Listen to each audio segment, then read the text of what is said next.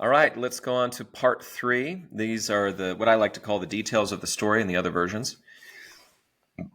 So what other versions do we have? So the main version that we use, sort of the granddaddy of them all, and this is where a lot of the other drafts and stuff take their cues from, is draft 2. Again, James Mulholland writes it down. Robert B. Thompson keeps it going. And then we have other drafts going on. So what I'm going to attempt to do today is to give you all that I could find within the Joseph Smith papers context and a little bit about who these people are and why they got a version. So the other versions that we have the 1832 version of history, which was written again by Joseph Smith's own hand. We have Howard Coray's Draft 3. We have what is called the Wentworth letter. This was written to a man by the name of Wentworth, who was a reporter from the Chicago Democrat, John Wentworth, I believe. He's got a fabulous photo of himself. I'll show you that later. And then I hope I'm saying this right, but He Passa Ecclesia, which was actually by a gentleman named Rupp, who was putting together, I guess, He Passa Ecclesia. I'm not sure. I don't know if that's Latin. I think it's Latin.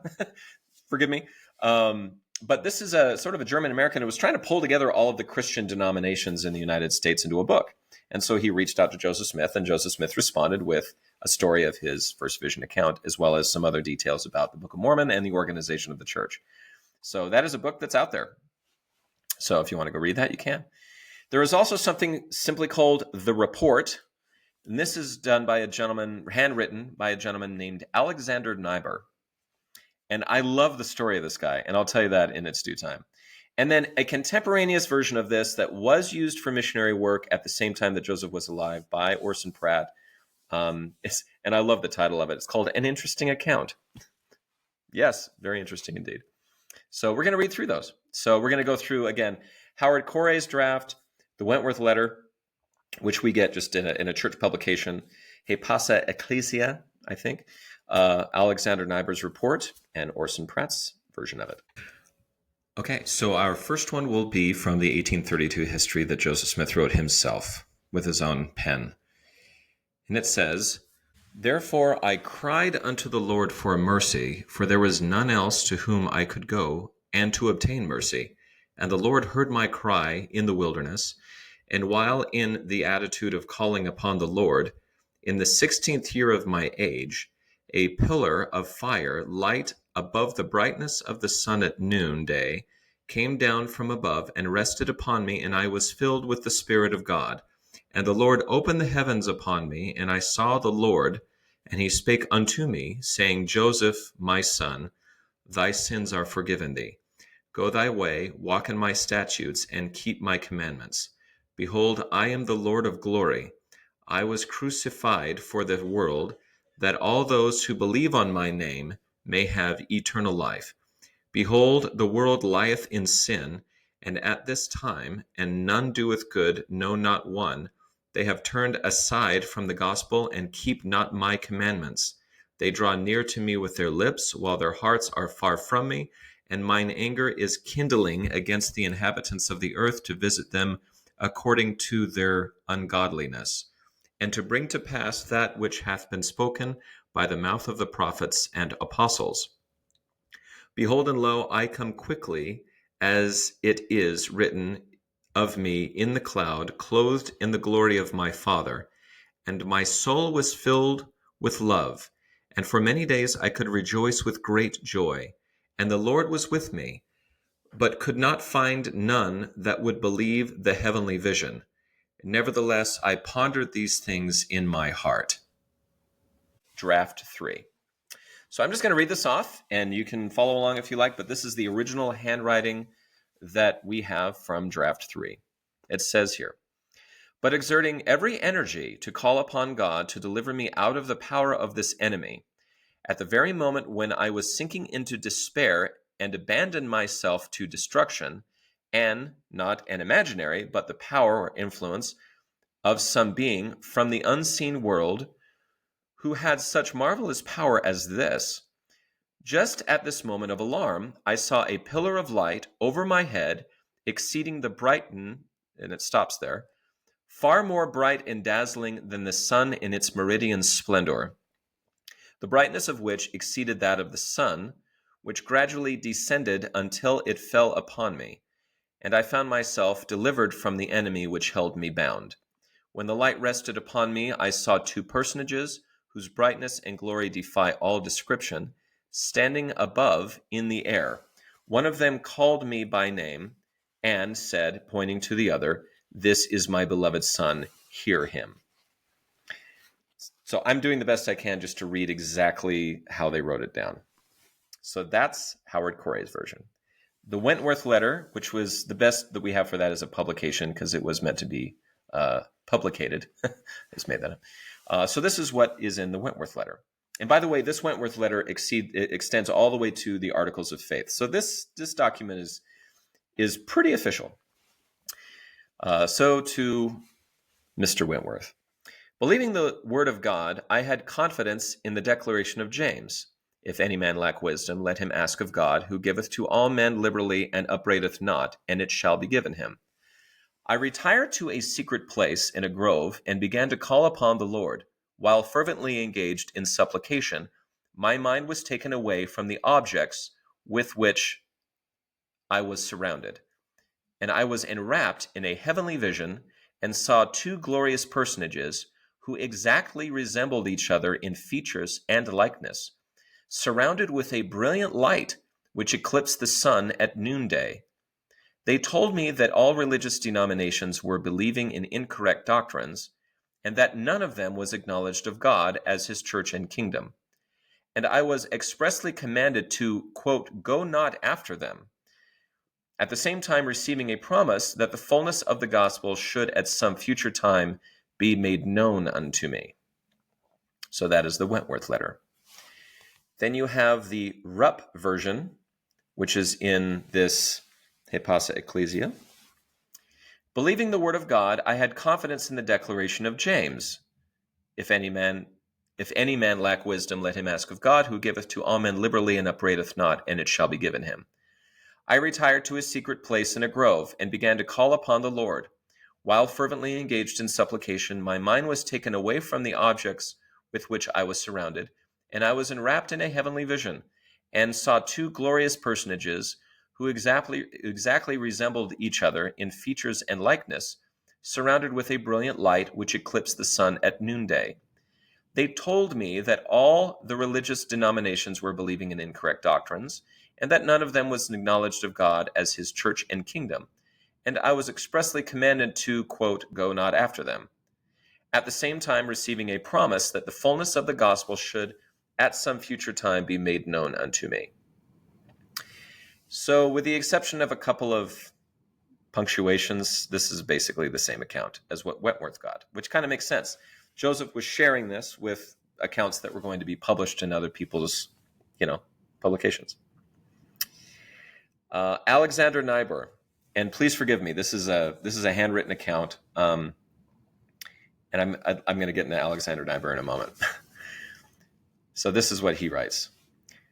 Went into the wood to pray, knelt himself down, his tongue was closed or cleaved to his roof, could utter not a word, felt easier after a while, saw a fire towards heaven, came near and nearer, saw a personage in the fire, complexion blue eyes, a piece of white cloth drawn over his shoulders, his right arm bare.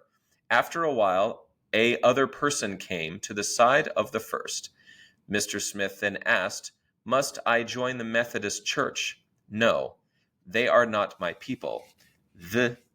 All have gone astray. There is none that doeth good, no, not one. But this is my beloved Son, hearken ye him."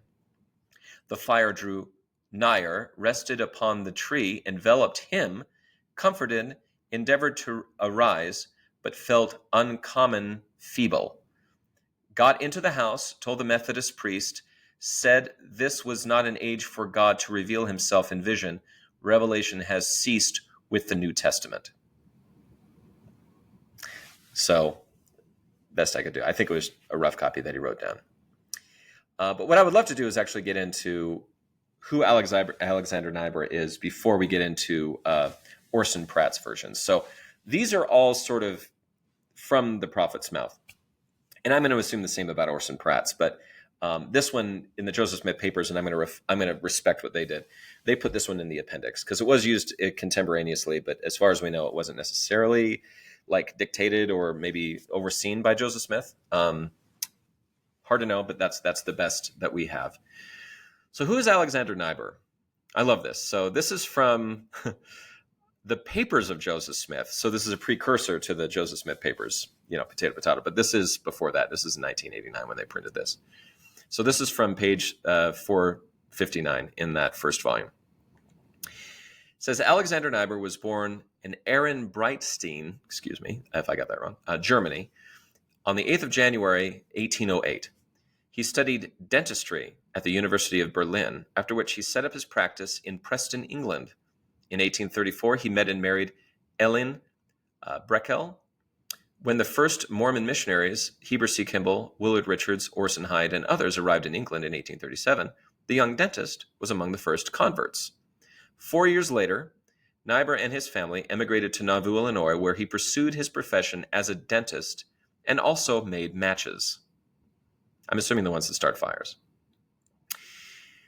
The Niebuhrs crossed the plains to winter quarters in 1847 and arrived in the Great Basin with the Brigham Young Company of 1848. He settled in the Salt Lake City 4th Ward, where he raised a large family of 14 children and was the first dentist and match manufacturer in the Salt Lake Valley. He died in Salt Lake City on the 15th of December, 1883. As a linguist, Alexander Niebuhr taught German and Hebrew to Joseph Smith while in Nauvoo. On 24th of May, 1844, Niebuhr visited Joseph at his home, where he met Edward Bonney, and the two men heard the prophet relate the experience of his first vision. So that's how you get this. The really fun part about this is Alexander Niebuhr was the first Jew to join the church. He was Jewish at birth, from Germany. And for those of you who know Utah culture, he's also the first dentist. So I feel like we should all know that name too, because dentistry is quite a big deal in the state of Utah. So I kid only slightly. All right, so a little bit about Alexander Niebuhr and where that one came from. So that's his journey. And again, he was invited to Joseph Smith's home and with somebody else heard this story and wrote it down. So that's the other version that we have. So this is from Orson Pratt from an interesting account of several remarkable visions. Quoting here, he therefore retired to a secret place in a grove, but a short distance from his father's house, and knelt down, and began to call upon the Lord. At first he was severely tempted by the powers of darkness, which endeavored to overcome him. But he continued to seek for deliverance, until darkness gave way from his mind, and he was enabled to pray in fervency of the Spirit and in faith. And while thus pouring out his soul, anxiously desiring an answer from God, he at length saw a very bright and glorious light in the heavens above, which at first seemed to be at a considerable distance. He continued praying, while the light appeared to be gradually descending toward him. And as it grew nearer, it increased in brightness and magnitude, so that by the time it reached the tops of the trees, the whole wilderness, for some distance around, was illuminated in a most glorious and brilliant manner. He expected to have seen the leaves and boughs of the trees consumed as soon as the light came in contact with them, but perceiving that it did not produce that effect, he was encouraged with the hopes of being able to endure its presence. It continued descending slowly until it rested upon the earth, and he was enveloped in the midst of it. When it first came upon him, it produced a particular sensation throughout his whole system, and immediately his mind was caught away from the natural objects with which he was surrounded, and he was enwrapped in a heavenly vision and saw two glorious personages who exactly resembled each other in their features or likeness. He was informed that his sins were forgiven. He was also informed upon the subjects which had for some time previously agitated his mind, viz., that all the religious denominations were believing in incorrect doctrines, and consequently that none of them was acknowledged of God as his church and kingdom. And he was expressly commanded to go not after them. And he received a promise that the true doctrine, the fullness of the gospel, should at some future time be made known to him, after which the vision withdrew, leaving his mind in a state of calmness and peace indescribable. So there are the accounts that I could find. Slight differences in each. There are also some very marked similarities. This "go not after them" phrase seems to happen over and over again. And from what I can tell, it seems to me that Joseph's account that he was using about, being sort of his surroundings kind of falling away from view, and he's kind of enwrapped in this glorious light that comes down, seems to be what was printed. And I believe, and I'm speaking out of the best intentions here, but I believe one of the reasons why this was included in an appendix to a Joseph Smith Papers is because it carries a lot of those similarities that were also printed and published in the Chicago Democrat, as well as in the religious book that was put together by Mr. Rupp. So, all that being done, a couple of more things about at least Orson Pratt's version here is, again, it's called An Interesting Account of Several Remarkable Visions. It says in the Joseph Smith Papers, the appendix to the present volume reproduces Orson Pratt's an interesting account of several remarkable visions, and of the late discovery of ancient American records, a 31-page pamphlet published in Edinburgh, Scotland, in 1840 as part of the author's proselyting efforts in Great Britain. Although the pamphlet was not written by Joseph Smith or created by his assignment, it is included as an appendix because of its importance as a source for the historical article, which now we call the Wentworth Letter, which at the time, by the way, was called Church History. So there you go. Again, here's the Wentworth Letter and James 1:5. This is the first vision portion. Again, these were just printed because that's the best they have. So no handwritten account of those letters exists today, which kind of makes sense. I should say, too, sometimes what this is, you'd write a letter, and you have a letter book, and then you would copy that letter over into that letter book. We have a lot of that, but not all of it made it. So what we have here is a printed version of the Wentworth Letter. After that, we have Rupp, Hipasa Ecclesia. I dearly hope I'm saying that right, or else I'm butchering it over and over again. We have Alexander Niebuhr, which is his report. And then we have the current church history, which is the Joseph Smith history, or the history of the church by B.H. Roberts, is what we have out of draft 2. So I keep talking about B.H. Roberts. I wanted to give him sort of his moment, because I also found an awesome photo of him that was, I couldn't forbear. So B.H. means Brigham Henry. So Brigham Henry Roberts, his history basically remained for most of the 20th century, and our references to the history of the church sort of ended in 2013. But until then, again, like I said, the doctrine, the Doctrine and Covenants, the actual scriptural text, as well as a lot of the even the section headings that we used are pretty much the same. So this work is really important to us. Anyway, a little story about B.H. Roberts, because I found this photo. Roberts served several missions, including tours in the Southern and Eastern States missions. He returned to the Southern States Mission as its mission president in 1883. Missionaries at the time faced violent antagonism in the southern United States. So in 1884, William S. Berry and John H. Gibbs were shot and killed by a masked mob in Tennessee, in what became known as the Cane Creek Massacre. As acting president of the mission, Roberts was tasked with recovering the slain bodies of these missionaries and securing their transportation back to Utah for a proper burial. To protect his identity, he disguised himself by shaving his facial hair and wearing frayed clothing. And that is from churchofjesuschrist.org. I love that. So yeah, he went into disguise to get his guys back. It's a very brave thing to do. B.H. Roberts also has quite a remarkable story, a lot like Alexander Niebuhr. I kind of fell in love with the story and what these men did. So B.H. Roberts had a rough upbringing. So this again is from the church's website. Born to an impoverished family in Lancashire, England, Roberts suffered a childhood he later described as nightmarish and tragic, due partly to his father's propensities towards gambling and alcohol. Life improved somewhat after his parents joined the church, but his mother, Anne, decided to separate from his father and travel to Utah Territory to join the Latter-day Saints there. Because of her economic situation, Anne was unable to bring all of her children, leaving young Roberts in the care of a local family in 1862. In 1866, Roberts departed England to rejoin his mother and was baptized the following year. It's kind of a sad story about Brigham Henry, a man who was acquainted with quite a lot. And we can thank for putting together what was called the Manuscript History of the Church, the 6 volumes that we use today and a 7th that was added later, that we have been using to define one of the most, and to remember one of the most poignant and really the first step in the restoration of the church and of the gospel as we know it, what we call the restoration of the gospel.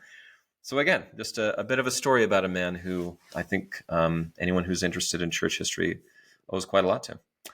So that's it for part 3. In part 4, we will be talking about the Pearl of Great Price itself. This is where we currently get it from, and it also has an interesting history. This is, again, kind of off topic. Last time I did more of an opinion piece about how, the Book of Commandments, the burning of the press, a lot of the persecutions, and you're going to hear a lot about that through the Doctrine and Covenants, I feel are an outcropping of how difficult First Amendment rights can be and how they can conflict with each other and how in some cases that might be okay.